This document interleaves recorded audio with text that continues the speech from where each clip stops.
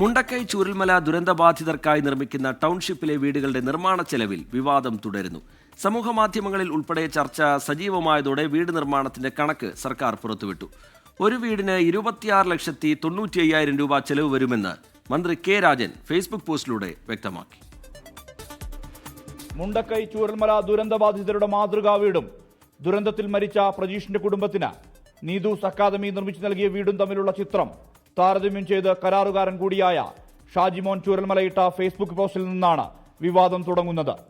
ദുരന്തബാധിതരുടെ മാതൃകാ വീടിന് 30 ലക്ഷവും താൻ നിർമ്മിച്ചു നൽകിയ വീടിന് 15 ലക്ഷവും എന്നായിരുന്നു പോസ്റ്റ്.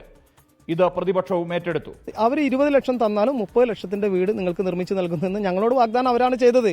ULCCക്ക് അതല്ല കൊടുക്കുന്നുണ്ടെങ്കിൽ ഇവർ കൃത്യമായിട്ട് പൊതുസമൂഹത്തോട് പറയാനുള്ള ബാധ്യത മന്ത്രിമാർക്കുണ്ടല്ലോ.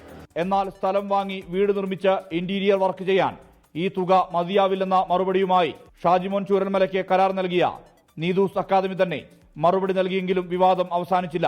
ഇതോടെയാണ് ചെലവ് സംബന്ധിച്ച കണക്ക് മന്ത്രി ഫേസ്ബുക്കിലൂടെ പുറത്തുവിട്ടത്.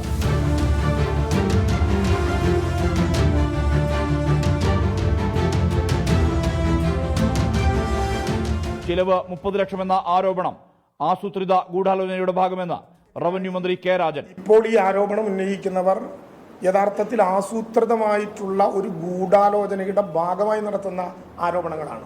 വീട് നിർമ്മാണത്തിന് 30 ലക്ഷം രൂപയാണ് കണക്കാക്കിയതെന്ന് സർക്കാർ തങ്ങളോട് പറഞ്ഞിട്ടില്ലെന്നായിരുന്നു ടൗൺഷിപ്പ് നിർമ്മാണ കരാർ ഏറ്റെടുത്ത Uralungal labour society CO Arun ബാബുവിന്റെ 24-നോടുള്ള പ്രതികരണം. 30 ലക്ഷത്തിനെ കുറിച്ച് കമന്റ് പറയാൻ ഞാൻ ആളല്ല. ULCCന് ഈ പ്രോജക്റ്റ് കിട്ടിയത് ഗവൺമെന്റ് ഒരു AS പ്രഖ്യാപിച്ചിട്ടുണ്ട്.